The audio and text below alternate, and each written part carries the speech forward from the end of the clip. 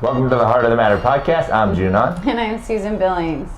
Today we have our podcast sponsored by Coast News. Thank you, Coast News, for all you do for our community. Today we have a good podcast for you, and I'm so excited about this one. We have the founders of Hobs Modern here with us, so thank you for letting us in. Thank you. We're so excited to know all about you. So go ahead and introduce yourself. So I'm Ryan Hobbs. And I'm Nicole Hobbs. Right, good. And we are Hobs Modern. Hobs Modern. So we have so many questions. We I do. feel like sometimes June and I ping pong at rapid Yeah, we fire, do. so we may talk over ourselves. You guys probably will too, but that's what this is for. It's just a good conversation and let our community know about you and what you do. So when did you begin? Let's start with you first. How did you meet, and did you say, I like furniture and I like furniture? That's so weird. We should meet up. Actually, the genesis of our relationship predates the furniture. I was visiting the old country of South Africa, visiting my family, and Ryan was visiting on vacation as well. And we met at a club at 2 a.m. We did. And our first date was the next evening in Sea Point, Cape Town. Mm-hmm. And our second date was in Los Angeles, where I lived, Ryan lived here. And Yeah. what had you been doing at that time? I was working in the industry in LA, Okay. and I was looking to shake things up. Oh, okay. And then, And I was a teacher. I was teaching middle school, and was kind of taking some time off. And I had lived in South Africa prior. I had spent 3 years living in South Africa and did my master's degree. So this was like maybe my 5th trip back, and so I was very familiar with the place, and I was just kind of taking some time off. Wow. that was a That's good kind of story. how we met, and then Amazing that you happened to meet there but lived here. yeah, crazy. Crazy. Yeah, and the furniture kind of started because eventually we were married, and we had a son, and we wanted to kind of like, Nicole wanted to stay at home with our son, and my father was the one who was like, well, you could kind of go and find some stuff and maybe clean it up and try to sell it. And So I would have reef on my back, and I would go and pick. We call it picking.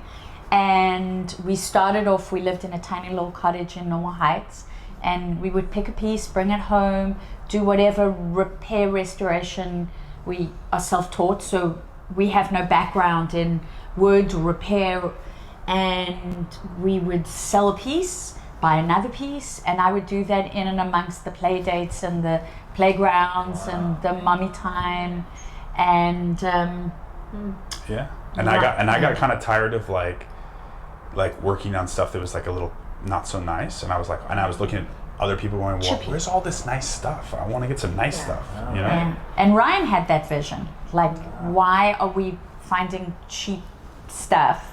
Let's level up. Let's find some really beautiful, valuable stuff. It's the same amount of work and energy and love you're putting into it. Right. I remember feeling that even just with baby furniture with my first child. I was like, this was so expensive, this high chair. And it's worse than my grandparents' high yeah. chair that we've had in the family for however long. And so you're spending all this money for something that has no character and Probably won't last. it won't last. Yeah. It didn't last. Exactly. So I remember thinking that. Now, amazing though that we've hit this mid-century modern trend. Did you start before that, or were you right in the midst of it when people started Yeah, to what drew you find to this old kind of era? furniture attractive? Our personal taste. I think, yeah, it was our personal taste. And I think mid-century modern and Scandinavian modern, I think it's now part of our design language.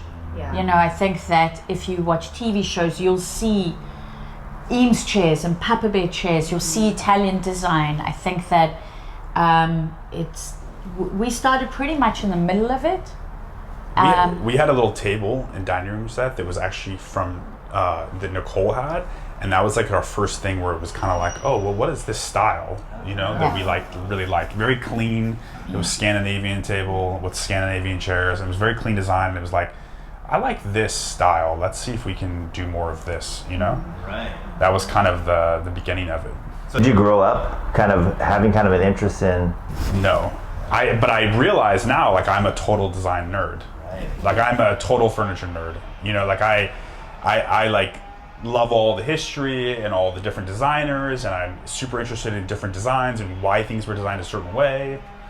And so I totally have become. That's fun. Yeah. What did you teach in middle school? Math and science. Oh, okay. Yeah. So. So not history. Not history. So do you guys, your pillow talk, is it like, oh, that designer's so amazing, Yeah. and look what I just learned about? I would say all the talk generally is peppered with design and history and stories, and you know, like last night Ryan's, as we're going to bed, he's like, have I shown you this? Have I shown you this? And you know, if Ryan's not asleep, he's researching, he's reading, he's reading so deeply, and he'll show me like a new designer, new to us, Italian glass or ceramicist, or you know, and just the stories that unfurl are so rich and amazing. And to get your hands on some of these pieces and to be able to carry that story, you know, these pieces are from the 40s and 50s and 60s. They're older than us, and to bring them into modern life and for them to have new life, it's something that just infuses our entire life. It really is. It's of art, so yeah. It's art, and it's emotional, because there's so much happens around, say, just a dining table. What conversations were at that table? Who sat there? What's the Right. story behind it?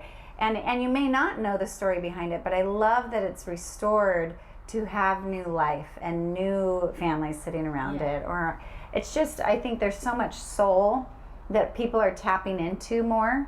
They're going more inward. They're going more to family, to Well, I feel like too, because everything's gone so digital. Everything's so digitized and copied and manufactured And this is very old-fashioned. Like what Ryan and his team do is so old-fashioned. It's hand sanding and staining, and what's incredible Yeah. is replacing veneer and doing Steaming. joinery work and doing Yeah. in order to get like dents and scratches out, you steam it with an iron to raise the wood grain. with an iron. And then it's you amazing. sand it smooth. Yeah. Well, so things like that. I mean, you said Wow. you have a team. Were you self-taught or? So I was self-taught for a really long time, and then there was a guy here in San Diego who, if you knew anything about furniture, you knew you took it to him. And his name's Ming, and he was like the go-to guru. He's learned the craft woodworking when he was like 14 in China, when he grew up in China, and like was taught by like 5 masters, and knows all the And he has an eye. He can see colors that the rest of us can't. He's just amazing. and so the Mr. Miyagi. he's a Mr. Miyagi of furniture. Yeah. And so I brought him something. I showed him something that I had done, and he was like, because for a long time I was like, you should teach someone, what you know. And he was always someone who worked alone. He was like, I'm gonna die with my secrets. I won't teach anyone. Yeah, I'm going to retire and I'm done. And then he was getting close to retiring, and then he was like, and I showed him some stuff, and we had developed a relationship, and he was like, okay, I'll come and work with you for a day. Really? And then I'll see. Well, he absolutely saw something. So in you, wait, he worked for you with you for a day, and then what? To Ryan, you are a great student and I will teach you. Good That job, is Danish. the yes. And It happened. And they have this amazing, well, he's like our godfather. The space we have here is because he used to work here. Oh. So our relationship to this actual space and our workshop are through him. I'm sure he loves seeing Absolutely, even it that. This carry location on. has history. Yeah. Twice or 3 times a week and works with Ryan. Yeah, he still works with us. He's retired, doesn't work for other people, but he still will come and and the reason why he comes is he's like, This is home. I like to work on nice furniture, and you have a lot of nice furniture. Oh, it's probably a playground for him. Yeah. Wow. Yeah, without the pressure, he's just getting to do his craft. And he finds what we do too also like very, like, I think easy, straightforward for him. Yeah. Because he used to spend a lot of time restoring other people's furniture, and then when you're doing other people's furniture, you're getting all kinds of antiques and different types of things, right? And stress. Yeah, and the stress of like, oh, like being I a have to business finish. owner. And he can kind of come here, do some things, and then leave, and he doesn't have all the, you know what I mean? And a lot of the stuff is a little bit more straightforward in terms of woodworking, and you know. And he's like, he's amazing. Mentor. So viewers, I walked into their abode. What would you call it? Your warehouse? What is it? It's better than a warehouse. It's Gallery. like gallery. Yeah. We're using the word gallery or showroom because that truly is what it is. And it was immediate. I'm like, it's that feeling of, this. And you can feel it. You can right feel away. the love for these pieces so fast. It's so fascinating to me. The character you feel, it jumps off of the shelves. I can't imagine. The history, we talked about it. Each piece has a history behind it, but yeah, again, the love and the passion that you put into it too, I feel like it absorbs it. I mean, it really does. Yeah, that's true. And I think that's kind of what we do at Hobs Modern, is really like, this is, a lot of the stuff is what we consider heirloom furniture. It's like stuff that you can pass down to a family member that's going to maintain value. I mean, the chair you're sitting in right now is a Papa Bear chair. When it was brand new, it took 2 weeks to build in Denmark by craftsmen and they do it all by hand. And it's all wrapped in horsehair, like traditional methods of making the curve, and then we find these pieces and then we redo them back to kind of how they were originally, and then you can enjoy it again forever. So you're buying vintage, but it is brought into the modern lexicon, and this is considered one of the world's most comfortable chairs, the Papa Bear chair. And I mean, and this chair, for example, like there's a lot of things unseen in the structure, but like that back leg of this chair runs all the way up the arm. It's a solid piece of wood. Really? And that's one way I can authenticate the chair, is by ripping open the upholstery and seeing that beam. Yeah. And it's knowing that history, and partly why is that important? Because when you buy a chair like this, it's gonna last forever. Like it's built like a tank, and it's gonna continue to be. Well, and I was talking about this actually with a friend yesterday who saw my old table in my studio, and she said, we don't have things anymore to pass on to our kids. What are we going to pass on? That I don't want to drop a brand name, but what are we going to pass on? Right. From this place to our kids. It's not even holding up now, let alone something to give, pass on. But imagine if this was, mom or dad's chair, and forever it's just still has those memories within it. I think it's beautiful that we're bringing it all back. Actually have the privilege of having people bring us their heirloom Eames chairs, and we hear the stories when we go and find furniture of pieces that have come from Europe. Dad was in the army or in the Navy, and they brought it all when they came to live in America. You hear all these stories, or about my grandparents commissioned this table in the late 40s. And you get to take that story and carry it, give it to the person who buys that. But yeah, the Eames chair we do a lot of. But we had a guy that came the other day who was like, I remember my father having this chair, and we used to all run to light his pipe. Really? He would smoke his pipe in his in that chair, and he remembers, like, I remember that so vividly, having that kind of, you know what I mean? It's comfortable.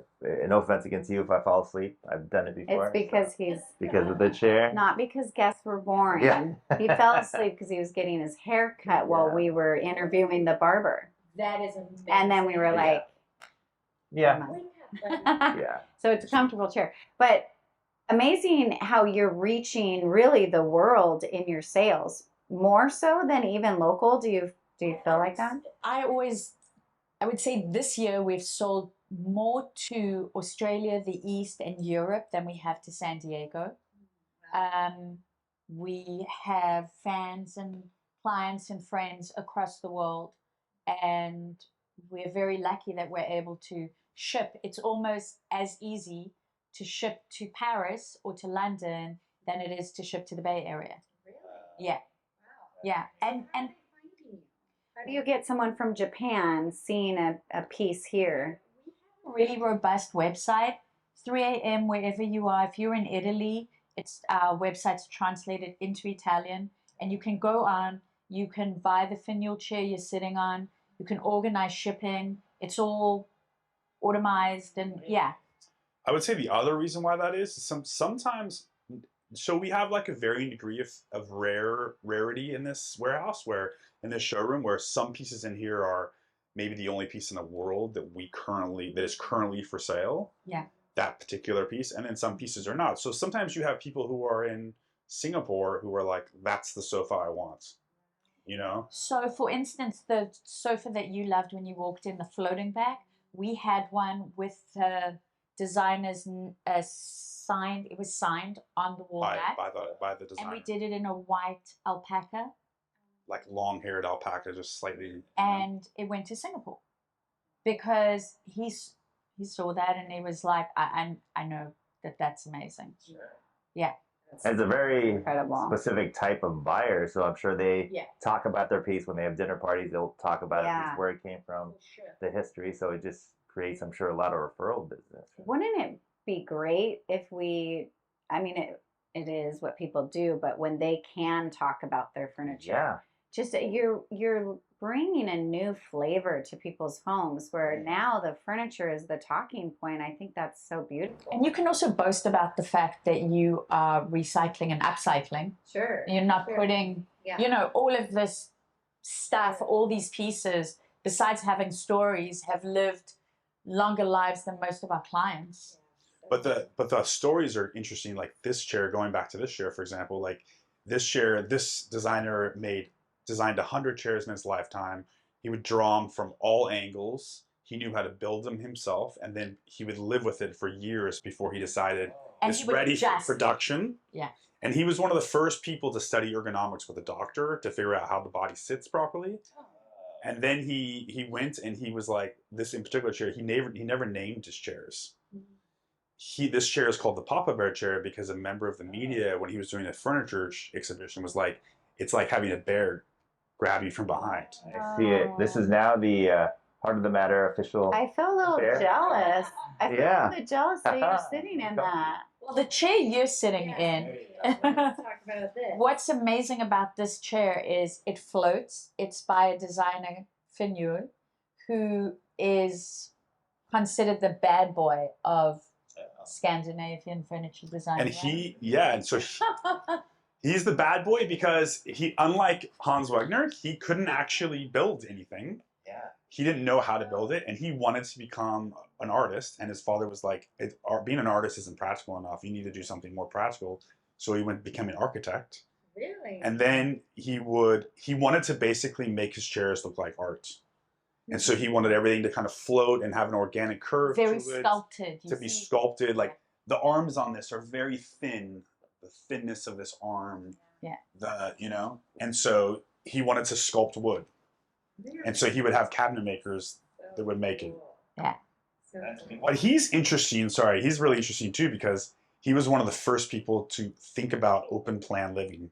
So he's actually this modern way we live now where we have, rooms that are more Vast. open. Yeah. He is one of the originators of this idea. And then he would also paint his ceilings in his Different house. Different colors Pink, to evoke green. Yeah. certain emotions. Yeah. Like in this room, I want to be calmer, so I have a colored ceiling that brings me that emotion. What's his name? Finul. Hmm. It looks like jewel. What you're sitting on. Yeah. This is Tobias Scarpa. This is a husband and wife team. They were Italian. They are like the preeminent Italian designers. This was made by a company called Cassina.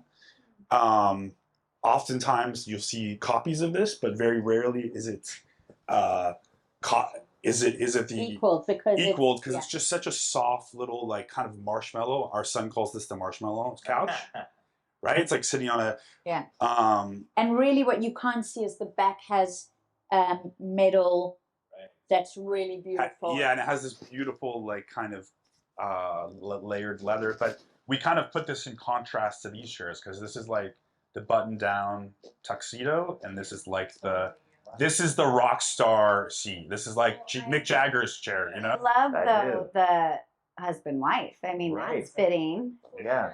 And there are actually a lot of very romantic stories in this era of furniture. Yeah, so the Eames chair and all the Eames stuff was designed by a husband-wife team. And yeah. The history of that. How inspirational for you both. Yeah. Yeah. I mean, I think that it's for anyone that works with their spouse, it's a huge challenge to maintain some kind of personal professional balance. But luckily, we are such opposites. Yes. Such very polar opposites that it works amazingly. So are you more creative and you're more analytical with it? Or what makes you opposites? What do you... Well, I think she just like handles, we just like have our departments in the business that we handle. Okay. So like I do a lot of the finding the furniture and deciding what is going to be purchased, although that is a discussion we have. It's not completely... And then I do a lot of the restoration with my small team, and then Nicole does a lot of the like everything else. The sales. Okay. Sales On and the business logistics side, and right. the Yeah. relationship and the touching Yeah. of people. But Ryan has a very global sense of the world. He's always thinking big.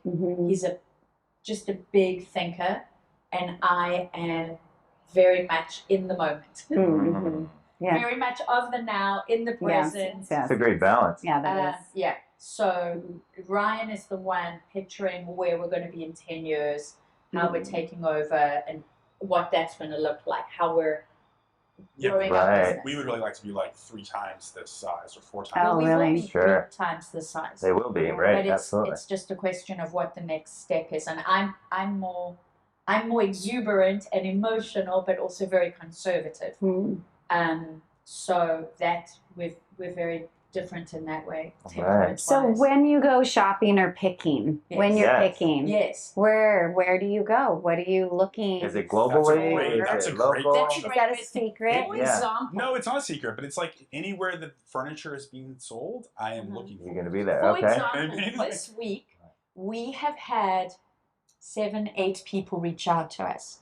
My mother just passed. Oh, so they're We're reaching out down to you. some- yeah. Okay. And that's because we have such a robust presence Right. online. You can go and Google Hobs Modern and you'll see our reviews, you'll see our stuff pop up. And so people know that we buy and sell. So that's one way. Tomorrow we'll be I would trying- also add to that, and I would say that like Add. sometimes those people are like, I want to sell it to you because I know that you're going to put it back Yeah. Oh, they into know you're a going to take condition, care. Yeah. and that you're going to find it a home that's going to Yeah. also love as much as I loved it. Right. That's kind of like one of the motivations a lot of people might have. Yeah. We have a lot of architects. A lot of architects purchased this stuff. They wanted the authentic item, and then they bought it, and then they lived with it, and then they were like, okay, now I'm downsizing. I need to go to a retirement home. I can't take this with me. Or it's now, a lot of the seating's a little lower than we typically sit, so it's a little low, or whatever the story might be, and then they will sell it to us because they know we're going to fix it, put it back the way it should be, and Right. So you're the kind of the visionary as far as you see something, you see the potential. Is that the most exciting part for you? You see something you're like, Yes. I can make this. I mean that's part of my problem. So fun. Really? Okay. Yeah, sure. Part of my problem is that like I can find it, and then when I know like this little side table, it might not look like much, but if you're in the world, if you know you're mid-century, it's incredibly rare. I think there's only one other one for sale Really? right the now. constellation. And it's called the Constellation Table because obviously the little, constellation. I And this is love an it. American designer, but like when I found it, I was like, oh my god, like I have to have You this. knew. You knew. Yeah, and right? of course, it's always gonna get sold, but it's the kind of the rush of there's a rush in going like, Right. oh my, I know what that is. Yes. So I can't even imagine your own home.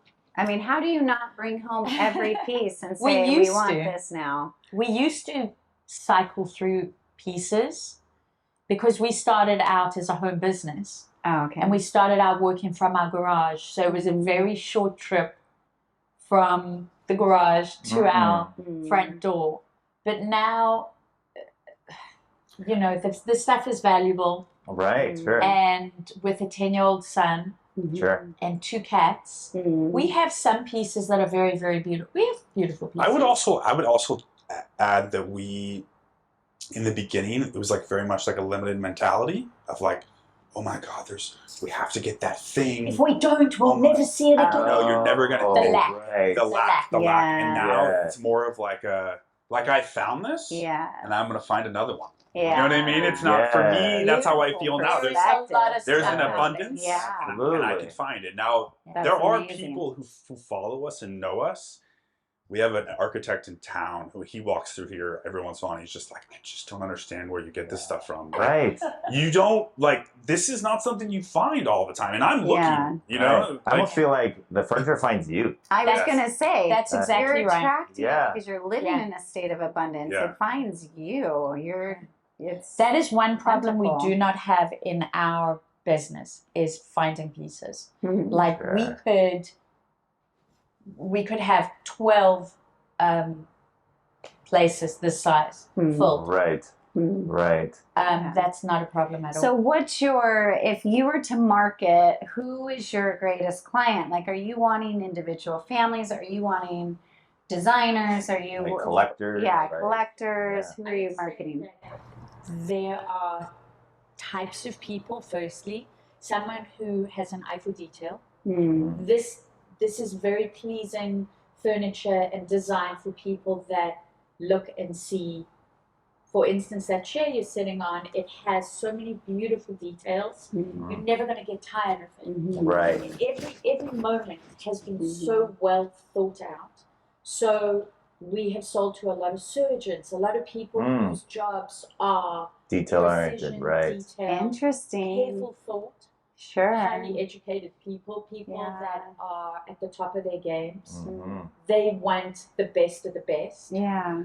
We love selling to families. And people starting out. And yeah, I mean, I would say that anyone who wants something that's beautiful, a really unique home, you want to add like a unique flavor to your home. Yeah. It's not something you're gonna go to the latest department store and pick out. Sure. That's It's a unique piece that, again, you can hand down to your children. Yeah, and you have history. You're going to be able to hand it down. I mean, we also have designers that have come to us knowing that we put things into exquisite condition, you know, and will have conversation with us about, can you make the teak this color? And can you upholster in the best of the best? So yeah, we sell to interior designers. I mean, there are a lot of interior designers that work with us. We just recently sold an Italian console to New York, for example, to a home that was to an interior designer who was building out a project for someone. we sold some tables to the Chelsea Hotel last month. Oh, okay, great. Yeah, we had these chairs. They also come in a chair version, and these went to a... We can't say who in Beverly Hills. Okay. Not delivered, but can't say who it was, but they got... But someone very famous. Sure. So you know what I mean? Like, it's like anyone who wants that really unique thing that no one else is going to have. that you're going to walk into their house and be like it just feels... Absolutely. Like Well, it's my people home. that I think it's the same people that collect art. I feel like architects, I mean, they have an appreciation for structure. And It's interesting. I had a client who I'm a realtor, and he's was very famous, very big, high-end man, and we were looking for a home for one of his personal trainers, and he was very into architecture and just loved it. And he would take me through these homes we would go view and say, "Do you know about that piece? Do you know about that?" And he would just teach me and talk to me. He has since passed, and it makes me sad because I would love to have brought him to a place like this because he was so familiar. Because he would have design and understood it all. Yeah. But it's fun when you have someone who appreciates and knows, you know, what they're really I would looking say at. that part of what we love, Ryan being a teacher in his soul, is we love educating as well.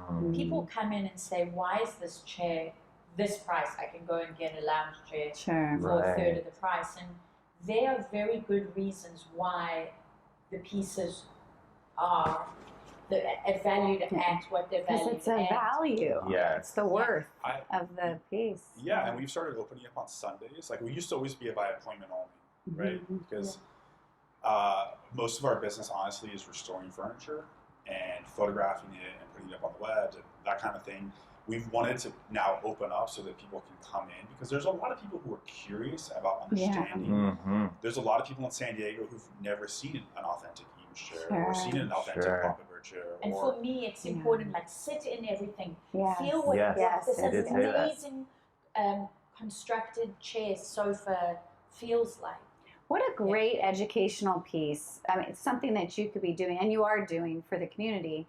But if you opened it up and had people, like you said, come in, and you're doing a history lesson and teaching even a new generation, I mean, it'd be great to get homeschooled kids, anybody learning, like, oh, for sure. This is, you have no idea who you would be able to inspire, where they could grow into, I'm going to do this too, and this is what my new standard is. Absolutely. And with the way, the passion again that you talk about things like this and talk about the history and every detail that you know. Yeah, I think we've had design students come in and people who are like rebuilding, like they want to rebuild a replica of something, and so they want to come in and see the actual thing and measure it and do, because we had one guy who was like a woodworker, like as a hobby, and he was like, I want to make a version of that chair. Oh wow. You know, or that case piece. Yeah, or whatever that's it cool might, you know, so. Yeah. What's your oldest piece in here? Do you know off the Probably hand? the car Clint sofa. Okay. So it's the one you were sitting. Is that the one that? It's the one with the studs. Oh yes. Okay. In the 40s? And it has a beautiful, what you can't really see is it Yes. has this beautiful X face on it, and it has it goes back to the like 20s and 30s. It's Car Clint is before mid-century modern was a thing. He was the one that was coming up with what we describe as rational modernism, where he wanted to like measure if you had if you have a wardrobe, he wanted to measure all your jackets and all your shirts, really? and then build a cabinet that would fit everything just your right. heels. Wow. What? And so he believed in like that's what we consider Functional. very functional simplicity. But also for the individual. Which is and very new thinking. Wow. yeah, and getting rid of ornamentation and making everything just beautifully crafted and then very, you know. And then, Oh, you were talking about rational. Oh, rational modernism. And then, so rational modernism is this idea of kind of building things in a very, like, you know, rational, linear way, mathematics, this kind of thing. And then he kind of influences the new school of thinking, which is really what we think of when we think of mid-century modern. And he is the professor who teaches all the new up-and-coming architects in Denmark. Oh. And they then do what we call organic modernism. And organic modernism is doing rational modernism, but then taking and starting to use more organic shapes. Oh, and thinking about remaking old designs. Like, you know, there's old famous Chinese chairs, and there's old famous like Greek chairs, and or Victorian, something like that. This is a reimagination of a English club chair.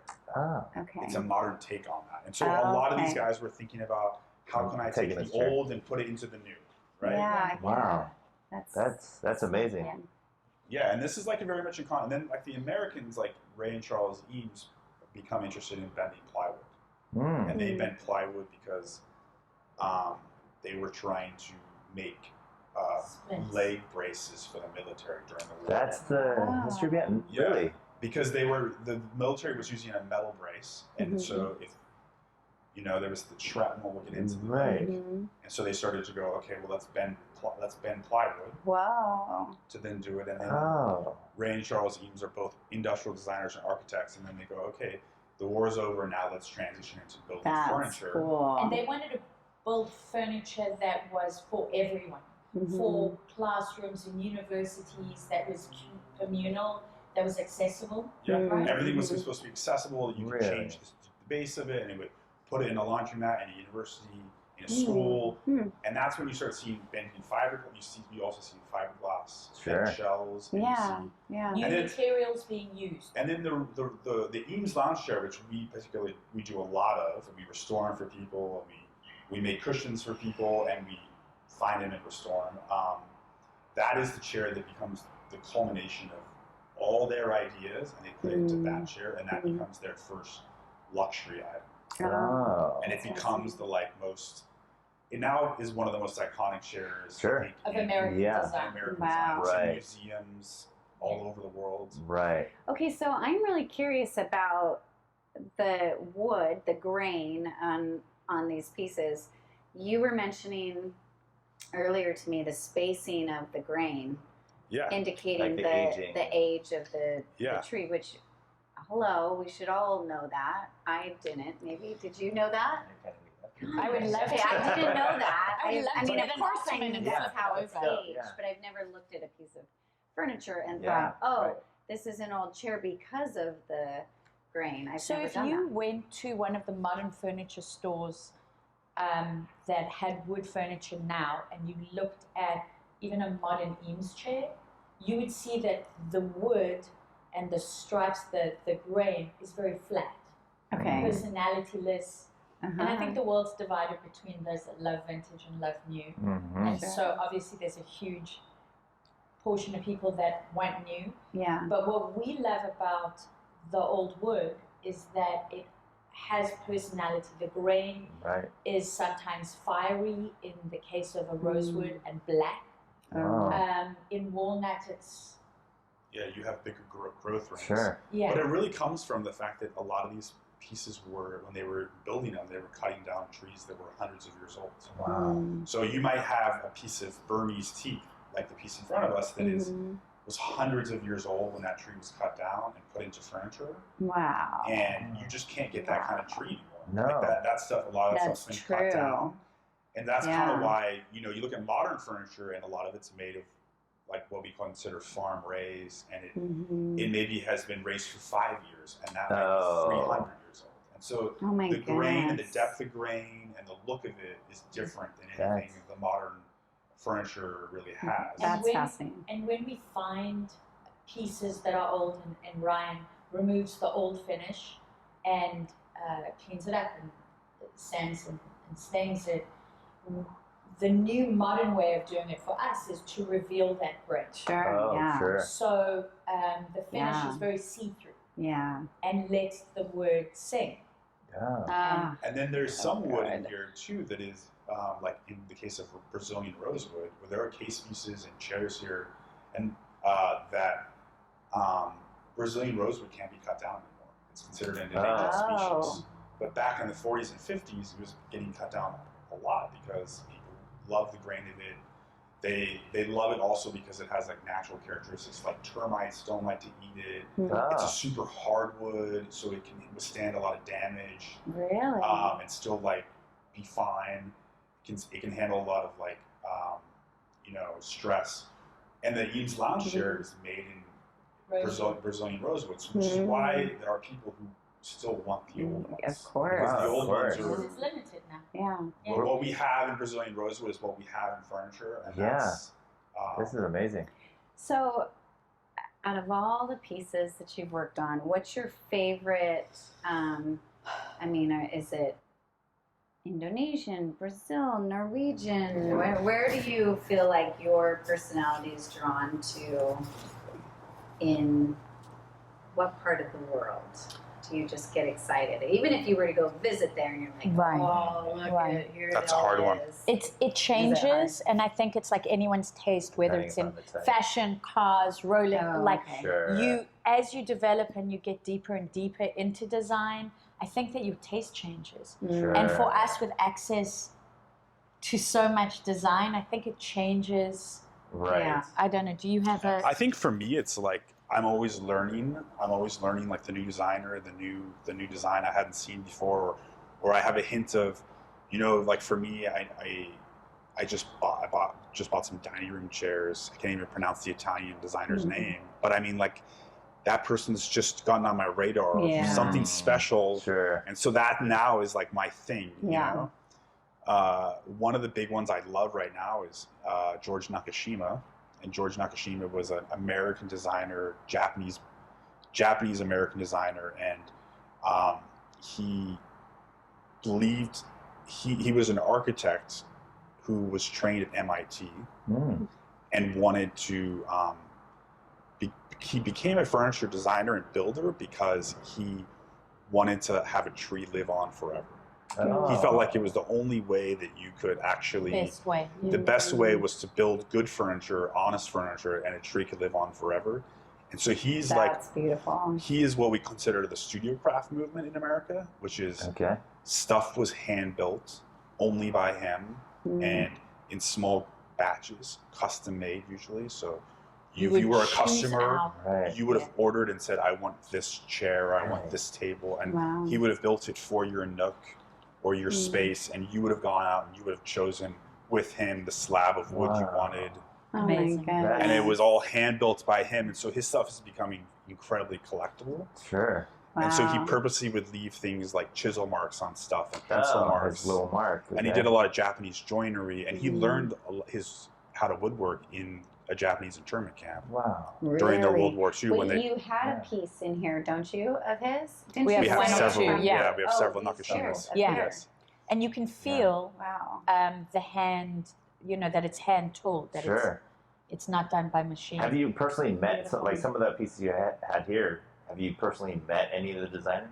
No. We've Family. spoken to sons and relatives of designers. Okay. So we've spoken to Mira Nakashima, who's his daughter, Right. who still runs his foundation and does a lot of the furniture. Okay. And she will authenticate things. So we've spoken to her. And we've Really? spoken to like George the Malhouse's sons. Sure. will be Yeah. like, oh, you're doing such great work. My dad Really? would love what you're doing. I'm sure. Yeah, that would be Um, amazing. But if Yeah. you're, and another thing, we're in Southern California, and so much good designers in Southern California. I mean, a great place to visit on the weekend is like the Eames house in Pacific Palisades. Right. Beautiful location, like nice little. There's so many cool things in because Sure. California, Southern California, was kind of Hub? it was kind of like the LA and all the way to San Diego was like the vibe. Really. And one amazing designer is this. There's a woman, Greta Grossman, who she actually died in Encinitas. Oh, really? She built a home. She's from Sweden, came here, built a design career, was an interior Really? designer, was a furniture designer, was like the foremost female designer of the period. And then Really? at the height of her career, she left, moved to Encinitas, painted Oh. pictures for the rest of her life. Badass. And just Really? and she built home. Unfortunately, a lot of her Greta, homes have been what's her torn last down. name? Sure. Yeah. But she built a beautiful home, and she was an architect, so she knew how to like Wow. design it and put it into. Wow. But Wow. So isn't that Cedros? I mean, it wasn't that historically a design center? Yes. street Yeah. known for design, right? Mhm. So you're right that there is some.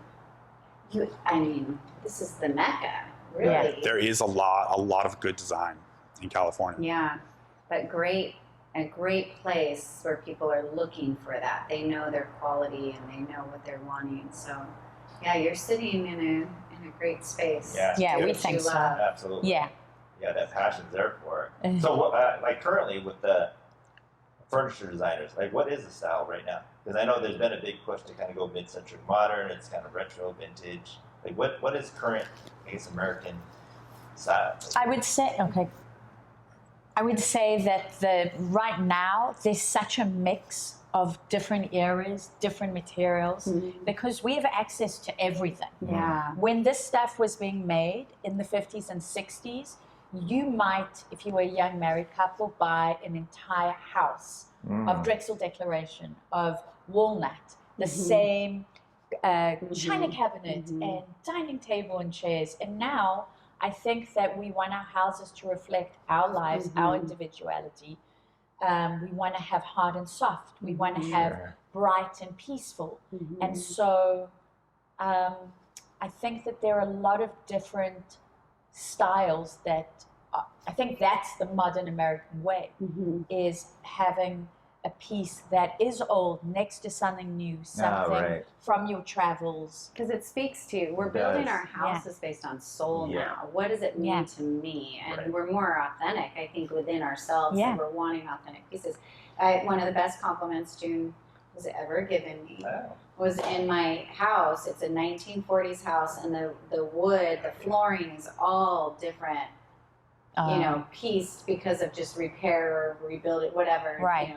flooring. And he said, this is your house because the floor is exactly how you are. There's a little bit of this and a little bit of this and a little bit of this. And I love that because there are no rules anymore to No. how you design. You design based on what you like. I like this because, Yeah. I have this art because. And I think people ask us, do you think this will go? Well, this would, and I have that word. I think if you love it it will fit amongst the other things you love. True, exactly. You know, You're right. so Yeah, I do think rules are out of. We're not just page 54 Right. in such and such magazine anymore. No. And I remember there was a time where it was the case and everybody was designing their home. I'm like, it's really easy to design a home when you just go to the store and you buy every single piece from one store. I'm like, anybody could be a decorator, you know, a designer. Yeah. But I was always like, no, I want to mix the old with maybe a new and a little bit of this and a little bit of that, so that it's Susan's house, not page 34. Well, and the thing too, I think a And lot of that's people how will this is. buy things, do things for other people, what other people think, but it's their home. Yeah. Make it who you are. Yeah. So for them to come in here and just go, you know, That's right it. to the piece That's that they it. love is That's so my fun. best. Somebody will come. Yeah. The people come in here and pieces speak to them. Mm-hmm. You know, I mean, I think that people are. There's a magnetic quality to this design, and somebody will be like, I just have to. I wasn't thinking of it, but I have to. It's beautiful. That's real It is, art. Yeah. But Well done. Yeah, I love it. I feel like you should be teaching it at university. Yeah. Right, Ryan? Yeah. Yeah. You both are lovely. I'm really. Oh, thank you. Thank you. I love doing.